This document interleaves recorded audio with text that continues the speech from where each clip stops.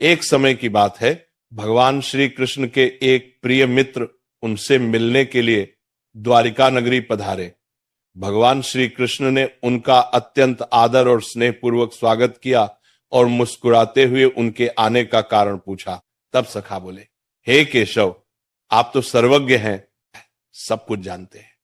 फिर भी आज मैं आपसे यह जानने के उद्देश्य से आया हूं कि मनुष्य को किन किन वृक्षों का रोपण करना चाहिए, कौन से वृक्ष भवन के सामने लगाने योग्य हैं, इन वृक्षों के लगाने से दरिद्रता दूर होती है तथा कौन से वृक्ष शत्रु, रोग, भय, भूत, पिशाच जैसे संकटों से रक्षा करते हैं। यह सुनकर भगवान श्री कृष्ण मंद मुस्कान के साथ बोले, हे सखा, आज तुमने अत्यंत श्रेष्ठ और कल्याणकारी प्रश्न किया है। यह प्रश्न केवल तुम्हारे ही नहीं, समस्त मानव जाति के कल्याण से जुड़ा हुआ है। इस संसार में वृक्षों का योगदान अतुलनीय है। वृक्ष सदा ही पूजनीय रहे, क्योंकि वे न केवल प्राणवायु प्रदान करते हैं बल्कि पृथ्वी पर जीवन का आधार भी है। परंतु आज तुमने भवन की सीमा में वृक्ष लगाने के विषय में जो प्रश्न किया है वह अत्यंत गूढ़ और शुभ फलदायक है। भगवान आगे बोले, वास्तव में जब कोई मनुष्य अपने घर के समीप उचित वृक्षों का रोपण करता है तो वह न केवल अपने भवन की सुंदरता बढ़ाता है बल्कि अपने जीवन में सकारात्मक ऊर्जा का संचार भी करता है।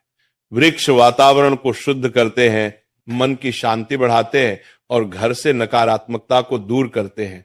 ऐसे शुभ पेड़ पौधे जिनकी छाया, सुगंध और ऊर्जा पवित्र होती है, वे घर में सुख, शांति और समृद्धि का आगमन कराते हैं।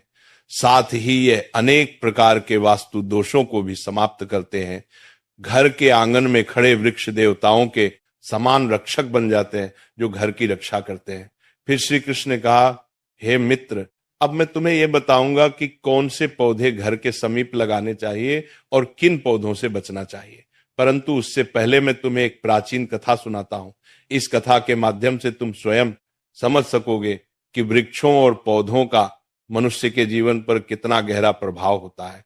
कौन से वृक्ष दरिद्रता को आमंत्रित करते हैं और कौन से सुख समृद्धि का प्रसार करते हैं। जो भी व्यक्ति इस कथा को श्रवण करता है उसके सैकड़ों पाप नष्ट हो जाते हैं और उसके जीवन से दरिद्रता सदैव के लिए दूर हो जाती है। भगवान श्री कृष्ण का सखा हाथ जोड़कर विनम्रता से बोले, हे केशव, मैं इस कथा को अवश्य ध्यान पूर्वक पूर्ण रूप से सुनूंगा। कृपया मुझे वह कथा सुनाइए जिससे मैं और समस्त जन यह समझ सके कि वृक्षों का घर के समीप क्या प्रभाव पड़ता है।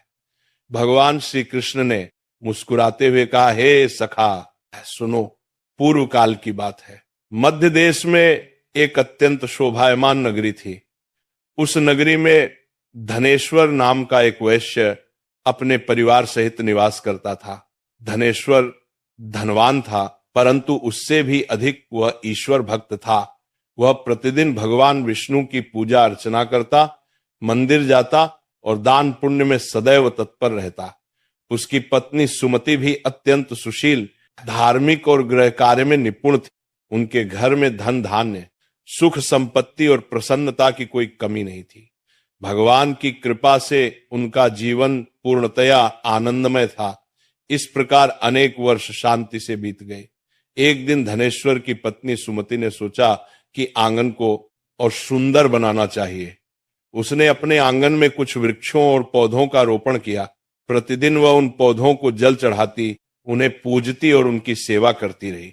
किंतु उसे यह ज्ञान नहीं था कि कौन से वृक्ष शुभ फल देने वाले हैं और कौन से अशुभ प्रभाव डालने वाले हैं। इसलिए उसने केवल अपनी इच्छा से जो वृक्ष उसे सुंदर और प्रिय लगे वही लगा दिए। दुर्भाग्यवश उन्हीं वृक्षों में अधिकांश ऐसे थे जो वास्तु और धर्म के अनुसार घर के लिए अशुभ माने जाते हैं। समय बीतने पर उनके घर में धीरे धीरे अनिष्ट के लक्षण प्रकट होने लगे। पहले धनेश्वर के व्यापार में भारी हानि हुई। उसके बाद घर में कलह और विवाद बढ़ने लगे। पति पत्नी में बार बार झगड़े होने लगे। जैसे जैसे वो वृक्ष बने होते गए वैसे वैसे उनके जीवन में दुख, दरिद्रता और क्लेश बढ़ता गया। धनेश्वर का व्यापार पूरी तरह से डूब गया। घर में रखा धन समाप्त हो गया। यहां तक कि भोजन के लिए भी पैसे ना बचे। भूख और चिंता से घर का वातावरण भारी हो गया। धनेश्वर की पत्नी अत्यंत दुखी रहने लगी। कभी वो अपने पति पर क्रोध करती तो कभी स्वयं को कोसती। एक दिन उसने क्रोधित होकर कहा, हे स्वामी, अब तो कुछ काम करो, कहीं जाकर कुछ कमाई लाओ। तब धनेश्वर गांव गांव घूमकर काम मांगने लगा, परंतु कोई भी उसे कार्य नहीं देता था। थक कर वह घर लौट आया और बोला, हे भद्रे, मुझे कहीं पर भी कोई काम नहीं मिला, अब मैं कहां जाऊं। ये सुनकर सुमति और भी व्यथित हो उठी। धीरे धीरे उन्होंने घर के सारे गहने बेच डाले। जो थोड़ा बहुत अन्न प्राप्त हुआ उसी से उन्होंने कुछ दिन पेट पाला, परंतु अब उनके पास कुछ भी नहीं बचा। इस प्रकार केवल अशुभ वृक्षों के रोपण के कारण वह परिवार जो कभी समृद्धि और आनंद का प्रतीक था, पूर्णतया दरिद्रता और दुख में डूब गया। किंतु धनेश्वर और सुमति यह नहीं समझ पाए कि उनके दुर्भाग्य का मूल कारण उनके ही आंगन में लगाए गए वे अशुभ वृक्ष थे। फिर एक दिन की बात है, जब धनेश्वर और सुमति अत्यंत दुखी और निर्धन हो चुके थे, उसी समय एक साधु महात्मा उनके द्वार पर पधारे। वे साधु महाराज तेजस्वी मुखमंडल वाले, शांति और करुणा से ओतप्रोत एक दिव्य आभा से युक्त थे। उन्हें देखकर धनेश्वर तत्काल उठ खड़ा हुआ, दोनों हाथ जोड़कर नम्रता से प्रणाम किया और बोला, हे साधु महाराज, पधारिए। इस गरीब के घर में आपका स्वागत है। कृपा करके बताइए मैं आपकी किस प्रकार सेवा कर सकता हूं। साधु महाराज ने शांत स्वर में कहा, हे महोदय, मैं कई दिनों से तीर्थ यात्रा पर हूं। निरंतर भ्रमण करते हुए अत्यंत थक गया हूं, इसलिए विश्राम के लिए कोई स्थान ढूंढ रहा था। यदि तुम्हें कोई आपत्ति ना हो तो मुझे अपने घर में कुछ समय ठहरने दो। मैं कई दिनों से भूखा भी हूं। यदि थोड़ा भोजन मिल जाए तो परम कृपा होगी। साधु के ऐसे विनम्र और करुण वचन सुनकर धनेश्वर के नेत्रों में श्रद्धा छलक आई। वो बोला, हे साधु महात्मा, आप अवश्य ही कोई महान पुण्यात्मा है। आपके मुखमंडल से दिव्य तेज प्रकट हो रहा है। आपके चरण मेरे घर में पड़े, ये मेरा सौभाग्य है। आपकी सेवा करना मेरे लिए परम आनंद का विषय है। कृपया भीतर आइए। साधु महाराज मुस्कुराए और घर के भीतर चले गए। उन्होंने आंगन में एक कोने में आसन ग्रहण किया और विश्राम करने लगे।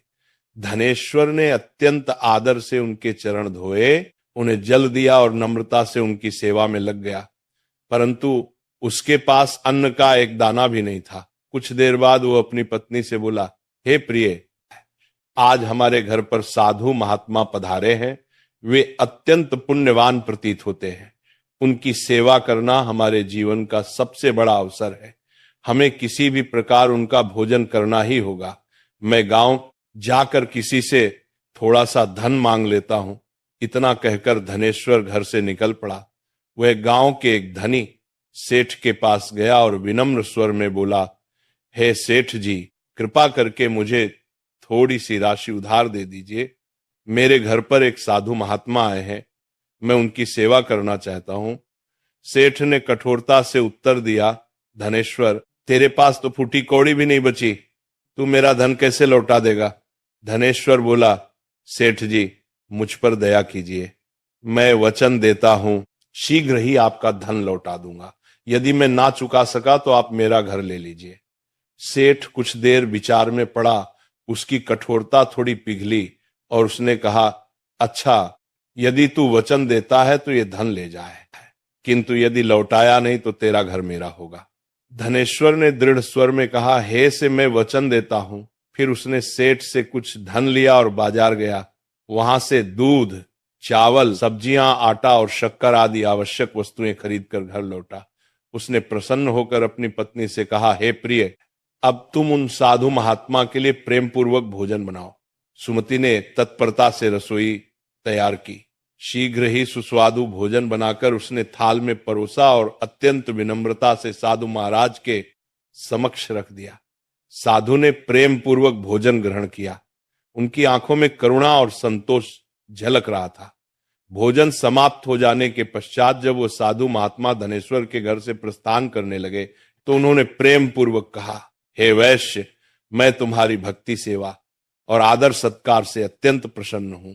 तुम्हारे भीतर जो सच्चाई और श्रद्धा है वो दुर्लभ है, इसलिए मैं तुम्हें आशीर्वाद देता हूं। जो भी तुम्हारी कामना है निःसंकोच मुझसे कहो, मैं उसे अवश्य पूर्ण करूंगा। धनेश्वर अत्यंत विनम्र होकर बोला, हे महात्मा, आपका आशीर्वाद ही हमारे लिए सबसे बड़ा वरदान है, किंतु एक बात मेरे हृदय को सदा कष्ट देती है। मैंने सदा भगवान विष्णु की भक्ति की है, सत्य का मार्ग अपनाया है, किसी का अपकार नहीं किया, फिर भी मुझे दरिद्रता और दुख का जीवन क्यों भोगना पड़ रहा है? कृपा करके बताइए, ये कौन सा पाप है जिसके कारण हमारे जीवन में इतना कष्ट आया?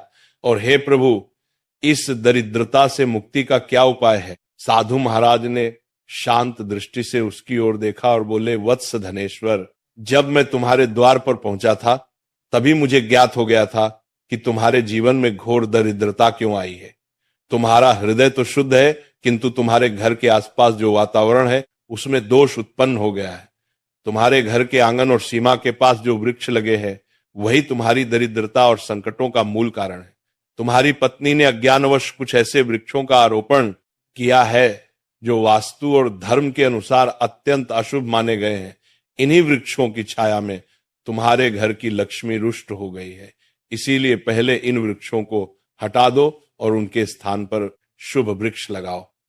धनेश्वर ने अत्यंत विनम्रता से कहा, हे महात्मा, आप साक्षात ज्ञान के सागर हैं। कृपा करके मुझे विस्तार से बताइए कि कौन से वृक्ष घर के समीप लगाने योग्य हैं, जिससे हमारे जीवन में पूर्ण सुख, शांति और समृद्धि लौट सके, और कौन से वृक्ष हमें कभी नहीं लगाने चाहिए। मैं आपकी प्रत्येक आज्ञा का पालन करूंगा। साधु मुस्कुराए और बोले, हे वैश्य, ठीक है, अब ध्यानपूर्वक सुनो। मैं तुम्हें वे सभी पवित्र